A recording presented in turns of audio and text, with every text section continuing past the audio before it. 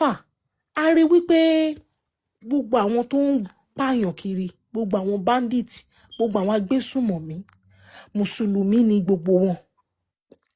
Ní gbogbo àgbáyé lénìí, wọ́n kọ Amẹ́ríkà gbé líìsì gbogbo àwọn tí wọ́n ń pààyàn, tí wọ́n ń fi orúkọ Allahu, because tẹ́ bá rí bọ́n ṣe máa ń pààyàn yẹn àti rí lóríṣiríṣi, wọ́n máa dèèyàn, wọ́n máa di ọwọ́ èèyàn sẹ́yìn, wọ́n máa bẹ́ orí wọn, tó bá dẹ̀ ti ń bẹ́ orí wọn, wọ́n dẹ̀ máa ṣe Allahu Akbar, Allahu Akbar. A dẹ̀ rí wípé nígbà tí wọ́n ń gbà àwẹ̀, gbogbo àwọn agbésùmọ̀mí yìí ni wọ́n gba àwẹ̀. Ìgbà tá à ń ṣe Eid Fitri tó ń ṣe ìtúnu, gbogbo àwọn èèyàn yìí náà ni wọ́n ṣe ìtúnu, kódà wọ́n lọ sí yídì. Àwọn kan dẹ̀ sọ wípé wọn kì í ṣe mùsùlùmí, bọ̀ àwa kan wò pé rárá mùsùlùmí làwọn pípù yìí, àwọn kan ní rárá o pé wọ́n kàn ń fi mùsùlùmí bojú ni. A tún wá wo orúkọ wọn, gbogbo most of them Muhammad Habib gbogbo ẹ̀, a tún wá rí pé orúkọ mùsùlùmí ni wọ́n jẹ́.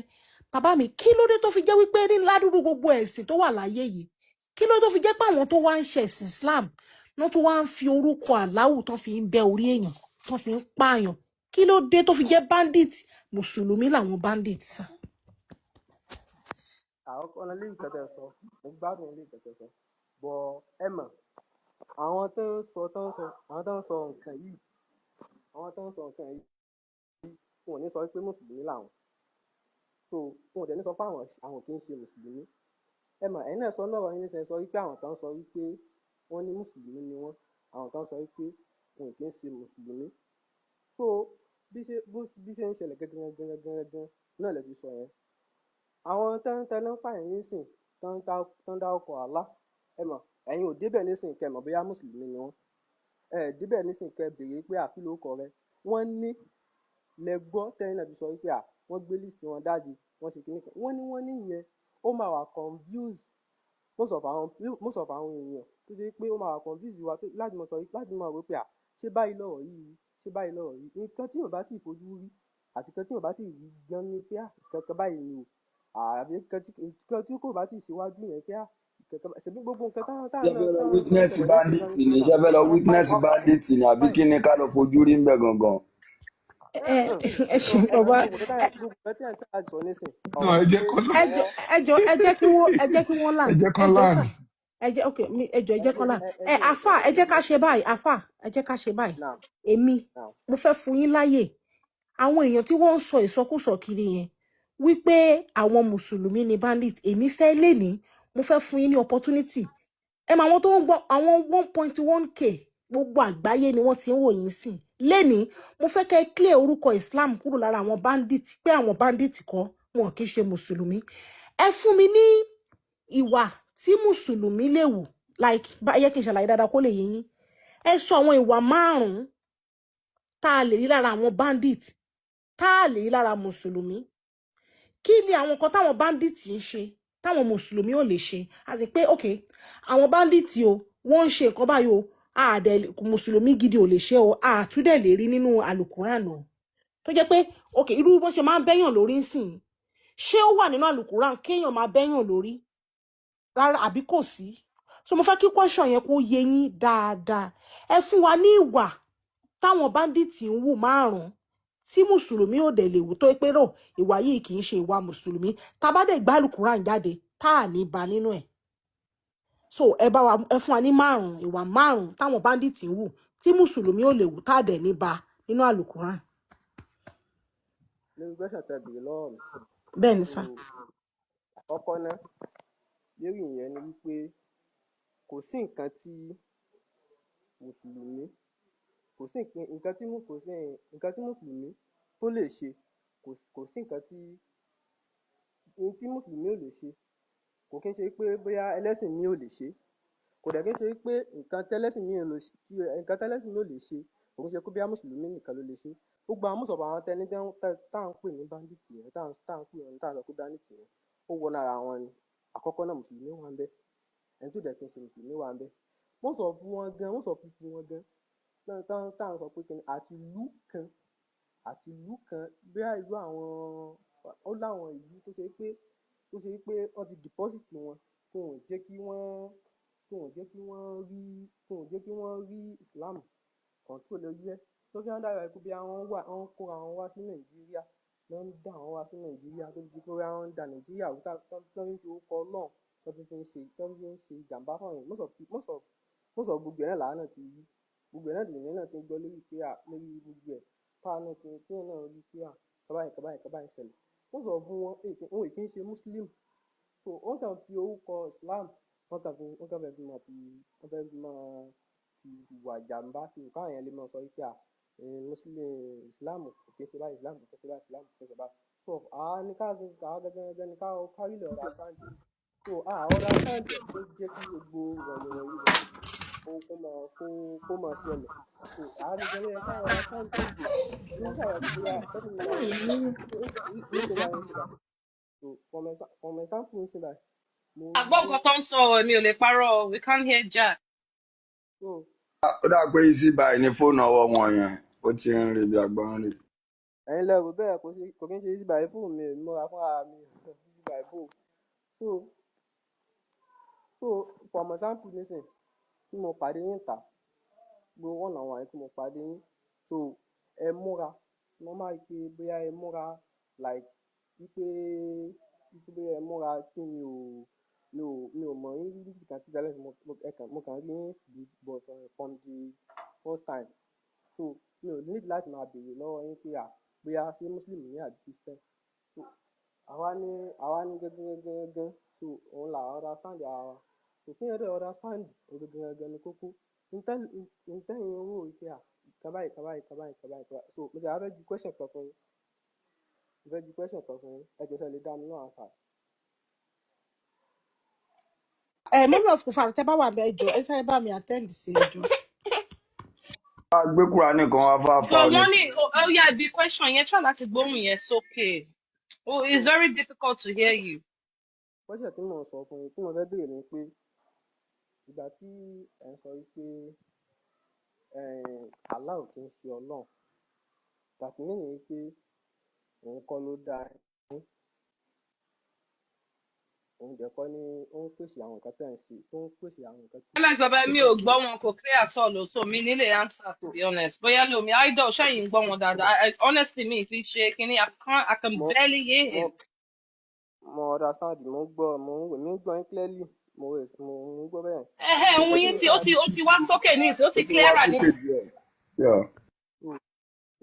Question tí mo fẹ́ béèrè ni pé ìgbà tí tẹ̀ sọ wípé wípé Allah kò kí ń ṣe Ọlọ́run so that mean wípé òun kọ́ ló dá yín so òun dẹ̀ kọ́ ló mọ bẹ́ẹ̀ ṣe ń lo life yín so kí wàá ní nǹkan kan tó jẹ́ wípé ẹ fi lè fi evidence rẹ̀ kalẹ̀ pé kíní gẹ́gẹ́ ló jẹ́ kí n máa róúnjẹ jẹ kíní gẹ́gẹ́ ló jẹ́ kí n máa rí nǹkan tí mò ń ṣe láyé mi ló jẹ́ kí n máa rí ṣe mo fẹ́ kíkẹ́ fún answer lórí. idol ẹ gba customer yín. lórí question yẹn. wàhálà afa hello afa ṣé wàá ń bẹ̀ afa oníkéwu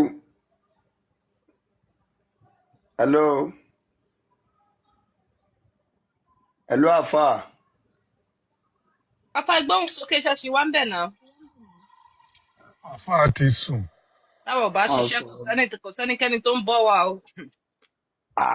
because ó yà mí lẹ́nu mímọ̀ bóyá Allah ló máa ń sọ oúnjẹ kalẹ̀ fún àwọn bó ṣe ń sọ ayà kalẹ̀ fún Muhammadu láì ṣiṣẹ́ ẹ wo ìròrí ọmọ èèyàn ṣá pé báwo la ṣe ń róúnjẹ jẹ kábíyèsí lójúmọ́ rẹ̀ ẹ wo next bandit o.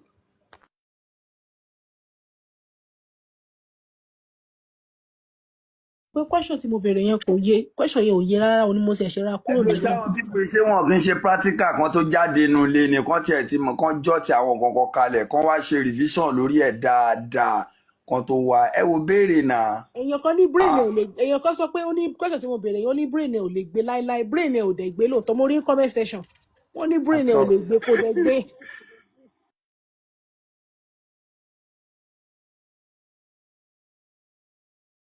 Mr. Joe sọ̀rọ̀ Mr. Joe ṣe wà ń bẹ̀ sá. Yeah, mo wà ń bì mo fẹ́ béèrè question lọ́wọ́ àfáà mi but àfáà ò sí ibi tí màá ti béèrè question so let me just relax. kéèyàn máa béèrè pé àwọn tó ń jẹ́ báńdíìtì yẹn ń kọ́ o níwùsì ló ń sọ pé báńdíìtì ni wọ́n pé Yorùbá dẹ̀ ni gbogbo àwọn àbí Fúlàní ni Mùsùlùmí ni gbogbo àwọn báńdíìtì yẹn pé ṣe bínú níwùsì láti ń kà wípé kò ṣojú wa ṣáfẹ́ lọ́wọ́ gbó lọ bá wọn ni láti lè mú evidence jáde pé mùsùlùmí ni wọ́n.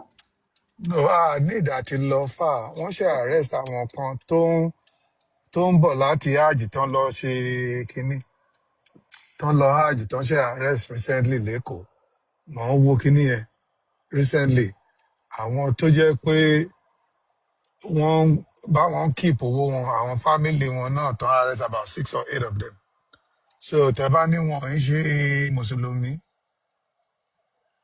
ẹ máa prove ẹ later ẹ má need àti go too far àwọn Muslim àti Christian wọ́n ti wọ Africa but mi ò tún wá ní blame àwọn àgbàlagbà wey this generation 50 years above we should begin to educate our people so that wọ́n á mọ nǹkan tí wọ́n ń ṣe because wọ́n ti destroy so many things I need àti educate wọn mi ò like àwọn èèyàn disrespect wọn ẹ jẹ́ ká gbé wọn débẹ̀ knowledge ni they don't have begin to equip them wọ́n á tún lọ bèrè wọ́n á jókòó wọ́n á wò pé nǹkan tán dẹ̀ sọ yẹn because what happened to our brain tẹ́ bá sọ truth tó bá hit mirth nínú brain yẹn á kọ́ react pé irọ́ ló pa kinní kan ló ṣe but after a while a máa sink gradually so this message is sinking gradually people begin to ask critical question àwọn analytical question okay báwo la ṣe ń bẹ Ọlọ́run kí Christian àti Muslim tó how do we relate with our Olódùmarè kí ni religion wa sọ before them they introduce that to take the best out of wọn ní Ifá kan ló ní ṣòkòtò àyáwọ̀ tí ò bá fún ni aṣọ ni lọ so that's just it let me allow every other person that want to make contribution ẹ ṣé o. ẹ ṣe Minister Joe ó dẹ̀ pé a ní àlejò náà Prince B.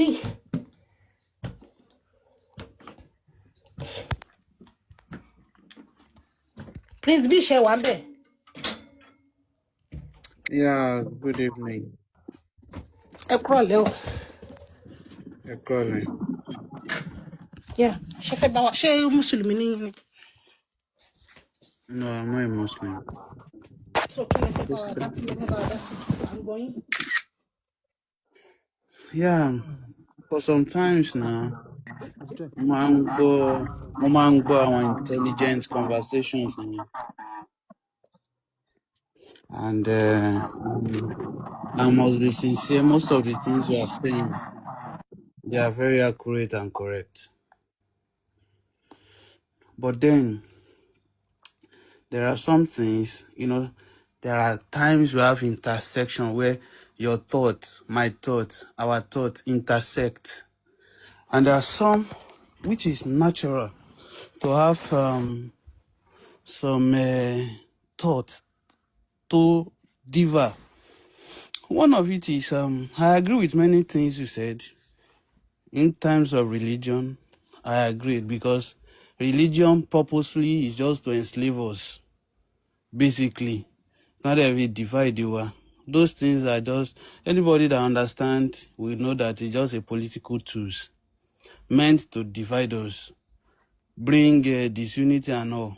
However, the man sọ̀rọ̀ nípa ìṣẹ̀ǹṣe that I see you think towards. I have a lot of disagreement with that because to the best of my knowledge, all those things as well, they are not true. So everything, there's nothing that is true. Gbogbo ìṣẹ̀ǹṣe, kíní kan, all of them are not true. But then we can as well stick to our cultural belief. But that doesn't mean pé ìṣẹ̀ǹṣe is true. And I stand to be corrected. That's all.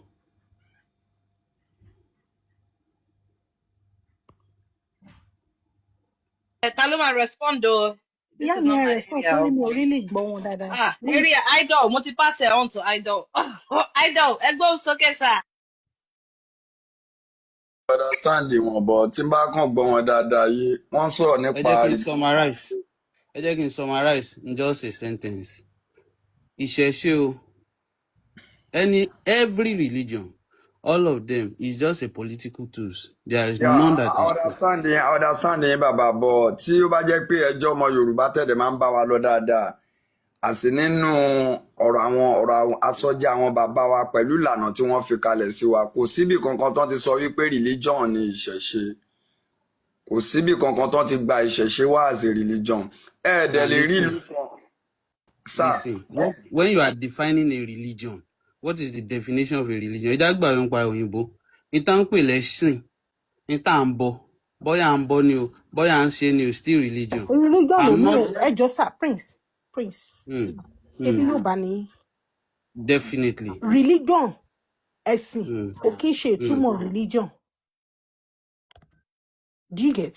Ẹ̀sìn a kàn ń lò bẹ́ẹ̀ ni tá bá ní ká tú kalẹ̀ ẹ̀sìn kò àwọn tí wọ́n mọ origin nǹkan tó pè ní religion regale kí wọ́n bind nǹkan papọ̀ according to ìtumọ̀ tó jẹ́ ibi tọ́rọ̀ yẹn ti wá kò mí ẹ̀sìn.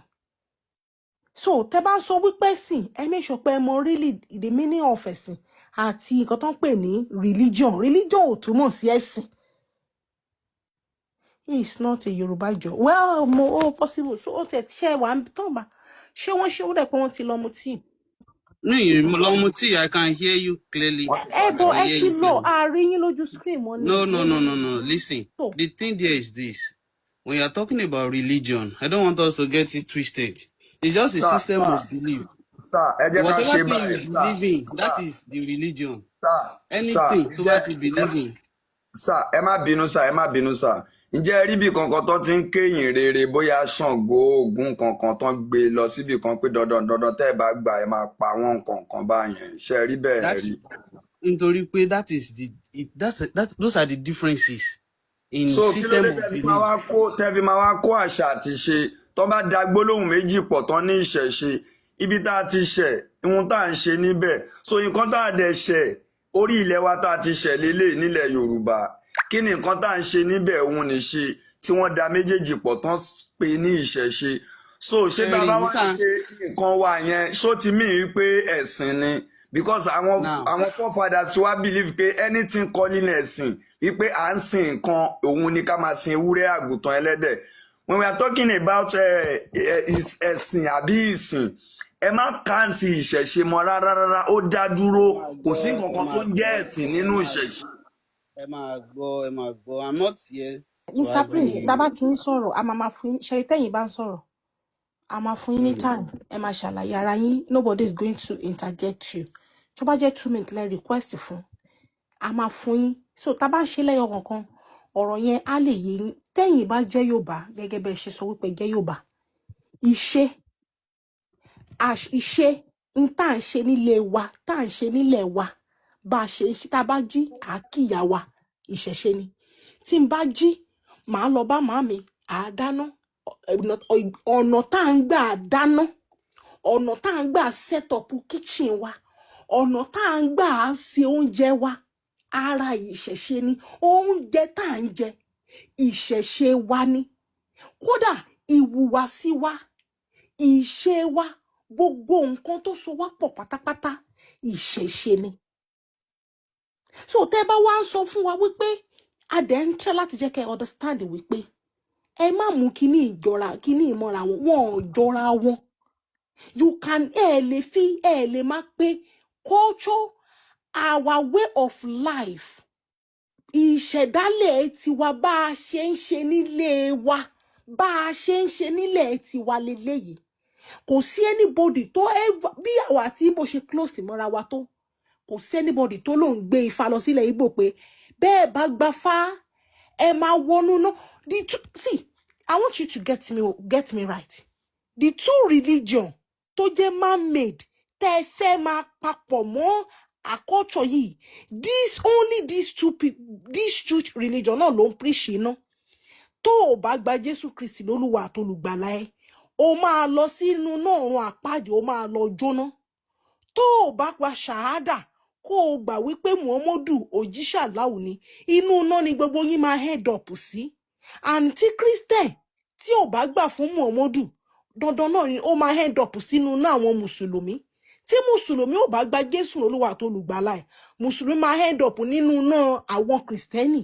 The two religion inú iná lẹ́yìn méjèèjì jọ máa head up sí. This is not where we are going to. The only religion in the whole world tó ń preach wípé tẹ́ ẹ̀ bá ti gbà mí iná lẹ máa head sí are Christian and Muslim. Even the Jew àwọn tí wọ́n ní Old Testament o ò lè rí wọn kó preach iná fún ẹ àwọn tó ti lọ jí wọn ò preach iná. The only man-made religion don't preach iná are the Christian and Islam. Nìkan náà ló ń preach iná. And these are the religion made by the people who came to enslave us in Africa. Àwọn náà méjèèjì náà ni wọ́n ń pín iná. Please, ẹ má máa fi òkú àtẹni tó sùn ẹ má máa fi wéra wọn mọ́. Wọ́n jìnnà sí ara wọn. Ẹ má máa fi culture wé religion mọ́. Àṣà àti ìṣe wa, ìṣẹ̀ṣe wa, kò sí kankan tó ń jẹ́ religion. If you can think logically, tó bá lè ronú ẹ̀ wá mọ̀ pé òun fi ocean, òun fi wé òkun ni.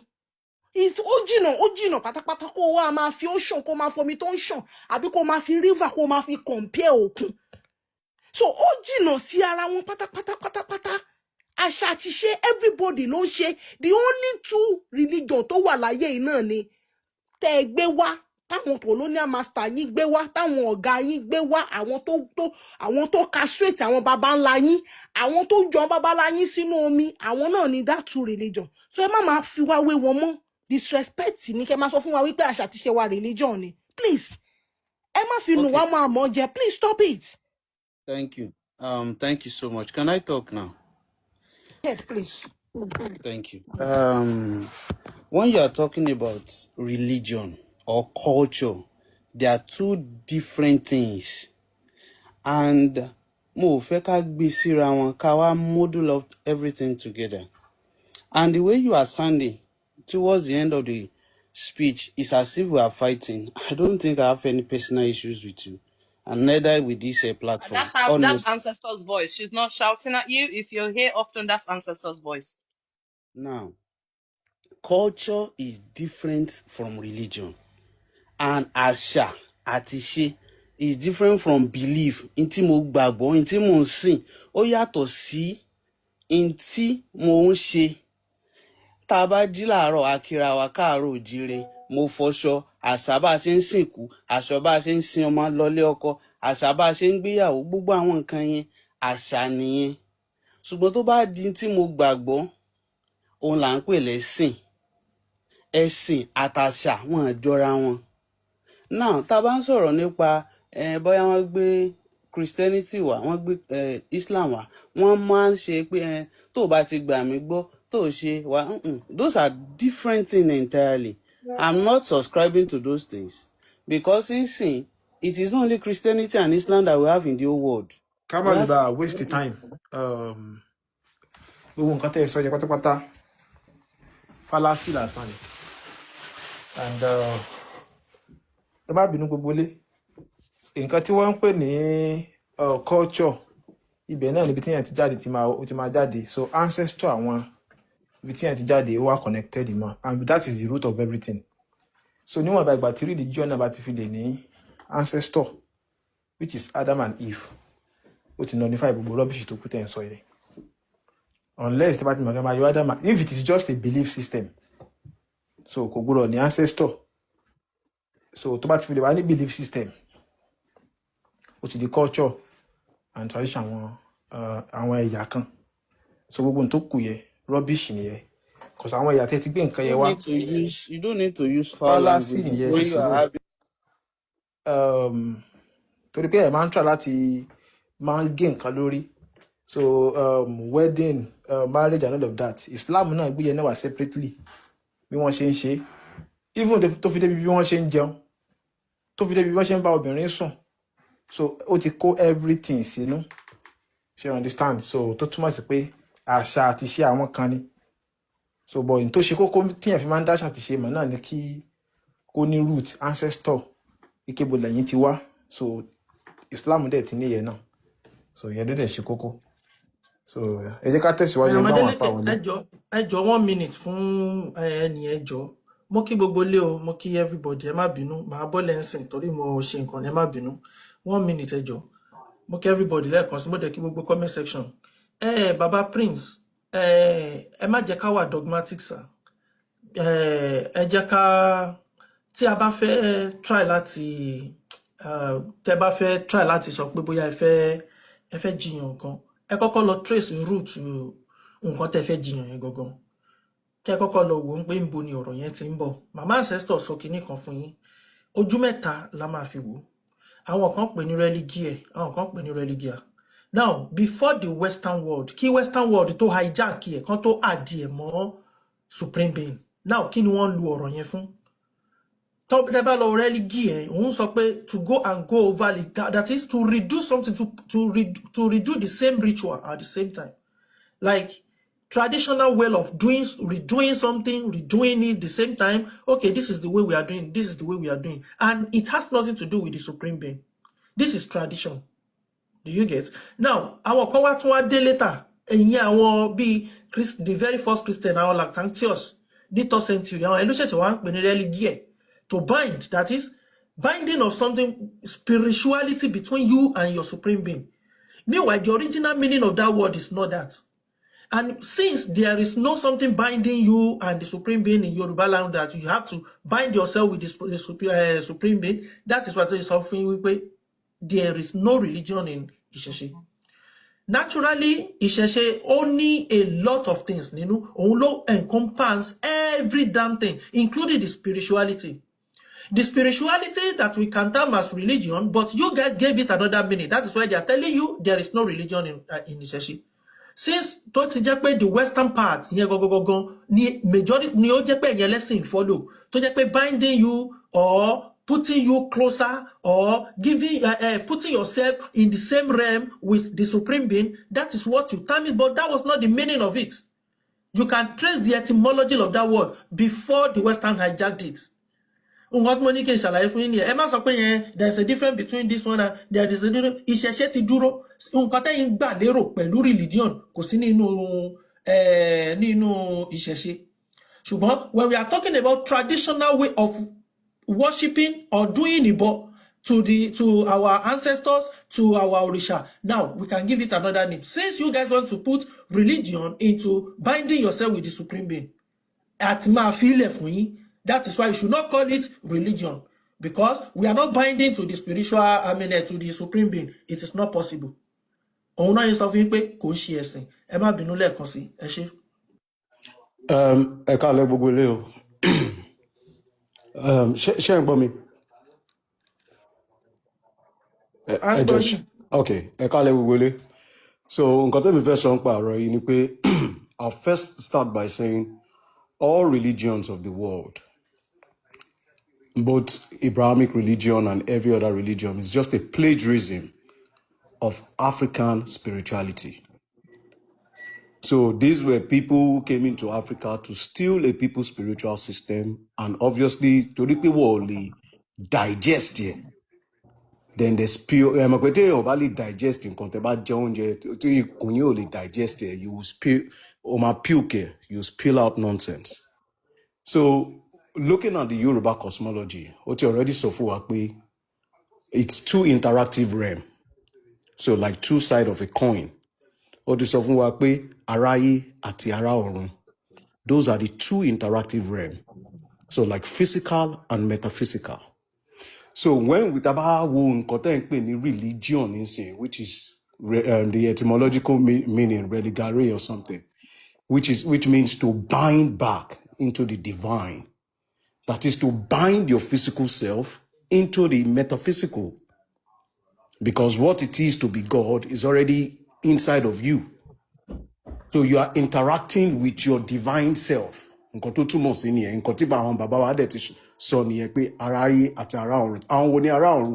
The Orishas, the Orumole, you have to bind back to them. That is all we are trying to explain here. So spirituality is the same thing as culture. You cannot have a culture without a spiritual system. Kí ni spiritual system? The spiritual system of the Yoruba people is Ifá. Everything tẹ́ fẹ́ mọ̀ nípa Yorùbá, nǹkan tí Yorùbá ti sọ, is already in Ifá. That's the spiritual system. It talks about how you dress. It talks about the kind of food you're going to eat and all that. So you cannot have that spiritual system without doing, which is the Ìṣẹ̀ṣe, doing it. You cannot conceptualize things without doing it. Hence, in those religious books, they said faith without works is dead. That is spiritual works without works. Spiritual works without doing it is dead. You cannot have a spiritual system without doing it. So Fela had the spiritual works, which are his intellectual property, right? Bobo lyrics here, but he had to sing it. He had to do it. So spiritual system one here, spiritual system which tells you how we dress, where our agbada, where our ibiti aja, and all that. So you cannot box the Yoruba spiritual system only to the ritual aspect. No, because the spiritual system encompasses just rituals and every other thing. It encompasses that. It is totally different from the Abrahamic religion. But you are right, my brother Prince. You are right in the sense that you say, when you say, I think you're trying to say is, it's just this spiritual system. Spiritual system is a spiritual system. It could be the truth, it could be the lie. It is your job as an Homo sapien to go and verify it. So, as a Yoruba boy, I will examine the Yoruba spiritual system called Ifa and put it into practice to see where oúnjẹ tó bá sọ pé oúnjẹ then that is our science, because science is relative. Kí ni ìtumọ̀ of science? Knowledge is relative to every clan. Bí Yorùbá ṣe ń mọ̀ ó yàtọ̀ sí bí Arab ṣe ń mọ̀. Science is never universal. Neither is God universal. It is relative to a people. Torí cosmology, environment ló shape understanding cosmology àwọn people yìí. So ṣé òyìnbó tó gbé ní West Africa ń sìn ló fẹ́ mọ̀ pé orógbó ó ń detoxify èèyàn ni. So they only see their own cosmology based on ibi táwọn ń gbé ayé wọn nìyẹn. That is their own world. They use their environment to shape their worldview. We also have our own worldview based on our own environment. And if I move out from West Africa to any part of the world, it is that worldview, that Yoruba worldview, which is my psychology. Mr. Nasir, ẹ jọ̀ọ́ ẹ má bínú. Ṣé nǹkan tí ẹ bá wa ká lọ orí ibi tí ẹ ń dive lọ ṣàn gangan?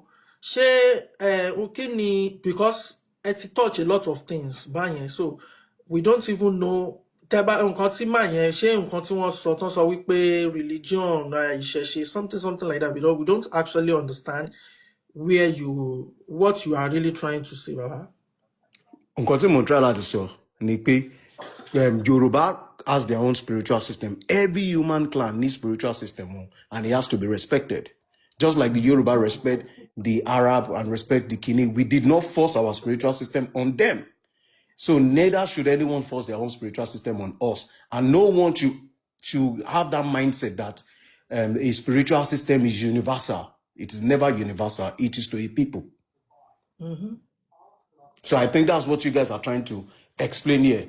And our culture without its belief system, or spiritual system, which is Ifa. It is like two sides of a coin. Spiritual system and culture. So Asha, which is the Nkotosha, our philosophy to conceptualize ni Asha. Then Ishi, you do it. You do what you shall. But Nkotosha to read different concepts. That's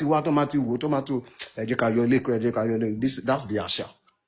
Then you now do it, Ishi. So it's like two sides of a coin, and they're, like I said, two interactive realms. All right. Eshi. I am Adeleke.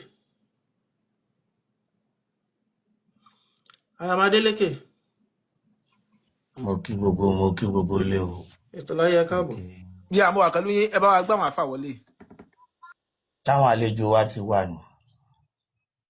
ẹ jẹ́ kí n bàbá bọ́lẹ̀ kí n lè gbé àwọn èèyàn sókè. comment section mo kí yín o, mo kí everybody. a kú ètò látàárọ̀. Bàbá Adeleke ṣáwọn àlejò wa ti wà ní oṣù jí. àwọn àlejò mélòó kan ti wà ẹ jẹ́ kí òkè bọ̀bọ̀ kan nẹ́tíwọ̀kì ẹ̀kọ́ náà jẹ́ kó dáa.